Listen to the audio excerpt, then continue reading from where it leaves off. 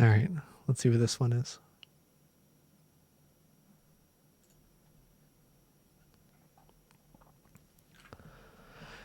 She was known as Old Lady Dodson, or sometimes the Witch, to the kids around the neighborhood. Nobody actually knew if her last name was Dodson, though. That was just the name that was on her mailbox. No one had ever been brave enough to find out. She lived alone in the old run-down house at the end of the cul-de-sac on Bayberry Avenue. Timmy Harris claimed that shortly after she moved into the neighborhood, he had seen her burying a body, and that she had razor-sharp claws and vampire teeth. Most of the neighborhood kids were pretty sure Timmy was lying. At 12 years old, Johnny Masterson was the oldest kid on Bayberry Avenue. In his eyes, he was practically an adult, and old enough to know that there's no such thing as witches. He knew that they only existed in fairy tales and Disney movies. Johnny had taken it upon himself to prove once and for all that she wasn't a witch. Now he found himself on her front porch, his finger hovering dangerously close to her doorbell.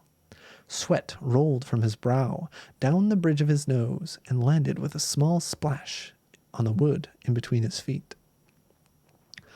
After what seemed to be an eternity, Johnny finally pushed the doorbell, and he heard the familiar chiming of bells coming from inside the house, the sound that a grandfather clock makes at the top of every hour. Johnny stood there, peeking through the small window next to the front door, looking for any sign of movement, but none came. As he was about to press the bell for the second time, the door clicked loudly and then popped open. The door slowly swung open with a loud squeak. Johnny's body tensed, waiting for someone or something to jump out at him. But once the door had swung completely open, he realized that there was no one standing there. Huh, he thought to himself. Must be an automatic door opener. As he stepped into the house, he noticed it looked much larger from the inside, and much nicer. It looked like a totally different house on the inside. A grand staircase, a large, shiny black piano, expensive-looking art adorning the walls. Or at least, he thought they looked expensive. He wasn't exactly an art dealer. "Hello?" Johnny called out, the word echoing loudly through the house, causing him to jump a little. "Is anyone here? The front door is open, so I'm not trespassing. Hello?" "Can I help you, young man?" a soft voice said from right behind him. Johnny jumped out of his skin and let out an almost comical scream, making Johnny think of the way the girls would scream in the horror movie he watched at the sleepover at Sam Donaldson's house several weeks before. "Oh, I'm so sorry, little one. I didn't mean to frighten you," she said as he was turning around. There she was, Old Lady Dodson, the witch of Bayberry Avenue. Johnny gave her a quick up-and-down glance, looking for razor-sharp claws, or at the very least, some fangs. But instead of some hideous beast lurking behind him, there was a little old lady who looked more like someone's granny than a cannibalistic witch. Just a sweet-looking old lady in her 60s or 70s, short, curled, and graying hair, face slightly wrinkled around the eyes and mouth. Guys, I don't know, why does it say horror genre? This isn't horror. This is just a nice old lady. "But you're not a witch," he said, regretting his words as they slipped out. I mean... She looked at him with inquisitive eyes, waiting for him to find the right words, but none came. He just sat there, staring at her with his mouth open wide like an idiot. "You better close that mouth or else a fly might wander in," she said. "And what's that about a witch?" Johnny was horrified. He had just called this nice old lady a witch, and he couldn't take it back. He'd just have to tell her the truth and hope she had a sense of humor. "Oh, this is really embarrassing, but there's this rumor being spread around by the neighborhood kids that you're a witch or something. But I'm old enough to know there's no such thing," he said as with much authority as a 12-year-old could muster.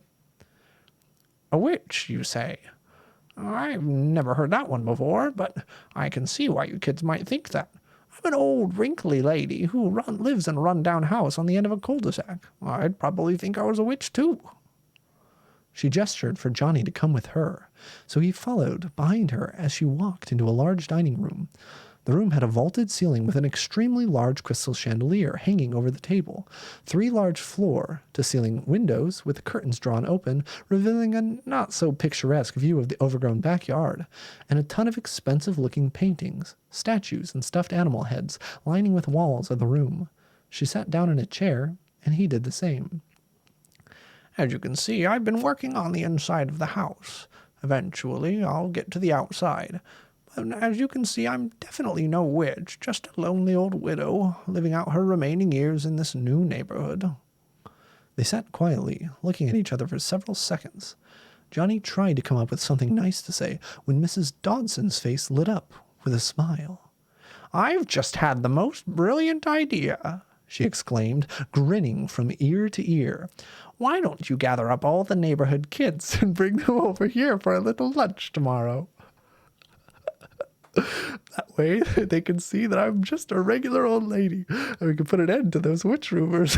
What do you say?" "Well, I say that's a great idea. I'll round everyone up now and tell them. Oh, and one last thing before I leave. Is your last name Dodson? That's what we all call you because that's the name on your mailbox." "Well, I suppose you should know my real name then. Dodson must have been the person here before me, because my real name is Mrs. Carleen, Hazel Carleen. And yours is?"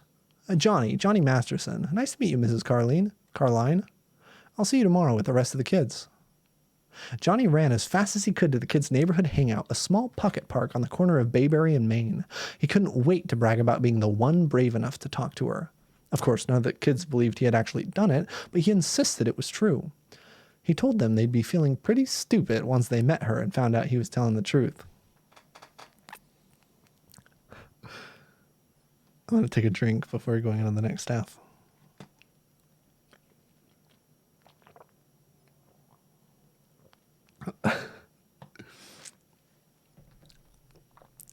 The next day, all of the neighborhood kids, 11 of them total, met out in front of Susie Harris's house. As they made their way towards Mrs. Carline's house, the kids discussed who thought she was a witch and who thought she wasn't, and what they'd do if she tried to turn them into stew. Most of the kids said they thought she wasn't a witch, but they were just saying that to seem brave. All of the kids, besides Johnny, were secretly crossing their fingers that they didn't get turned into stew. They all followed Johnny single file up the path to the front door. Johnny stopped, turned around to the other kids, held his finger up, reached out to his side, and pushed the doorbell with a smile. Everyone else took a step back in unison, ready to run at the first sign of danger. The door clicked as it had the day before, and the door swung wide open. The kids took one more synchronized step back, waiting for a witch to jump out and kill them. But there was no one there. "Follow me," said Johnny, waving his arm. "She has some kind of automatic door opener. She'll be out in a minute, I'm sure." "Is that you, Johnny?" came Mrs. Carline's voice from the dining room. "Did you bring your little friends? And bring them all in here so we can start the feast." Johnny led the way, as he turned the corner into the dining room, he jumped a little when he discovered that Mrs. Carline wasn't alone. There were at least 10 or 11 other old ladies standing around the dining room. "Welcome, kids, welcome. I'm glad you are all able to make it today. These are my sisters. We'll all learn names later. Come in and take a seat somewhere at the table and we can start the feast." Hesitantly, all the kids took their seats at the table. Old Lady Dodds, started Bill Davis before Johnny kicked him under the table to correct him. I mean, Mrs. Carline, you said we should sit down so we can start eating, but there isn't any food at the table. Is someone bringing it out soon?" "That's right, little Billy." I can't read horror stories. I just keep laughing. "That's right, little Billy. You're very observant for such a young boy. There's no food on the table because you aren't going to be eating. We are going to be eating you. But don't worry, we aren't going to eat your flesh or anything. I mean, we aren't monsters after all. No, we'll be dining on your souls tonight.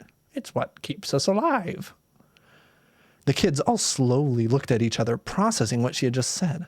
Before any of them could start to even think about running, Mrs. Carline stepped in between the kids and the door. "Loco molso vexatasi," shouted Mrs. Carline with a snap of her fingers.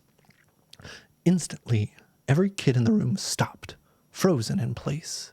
The only thing on their whole body that was moving were their eyes, furiously glancing back and forth, a look of horror on every one of their faces.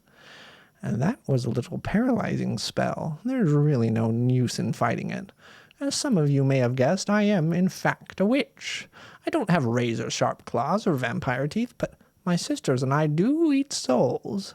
We move into a town, let the rumors start, clean the town of souls, then we move on. We've been doing this for hundreds of years. Now, here's what's going to happen.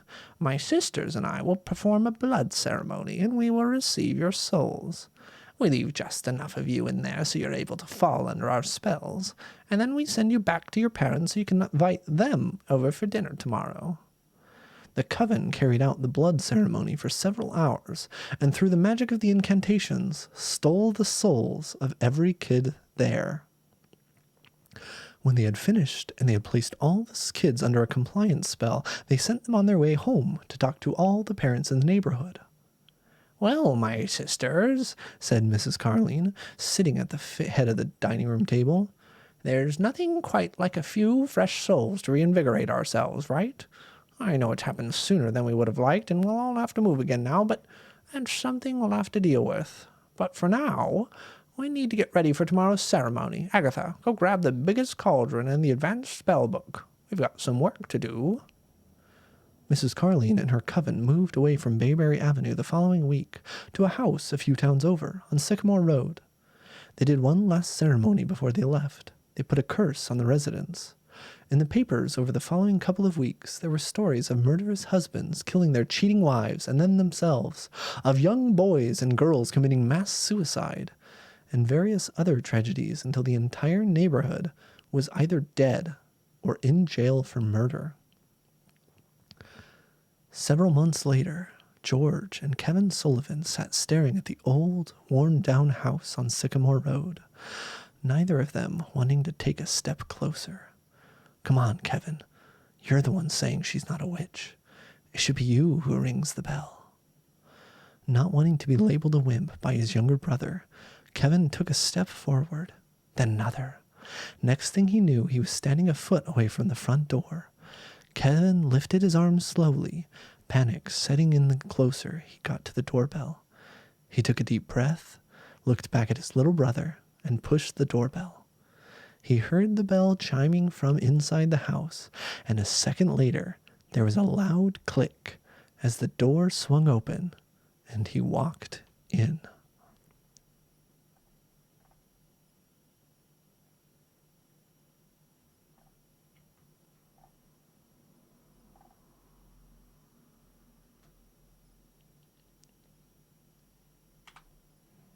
Rip.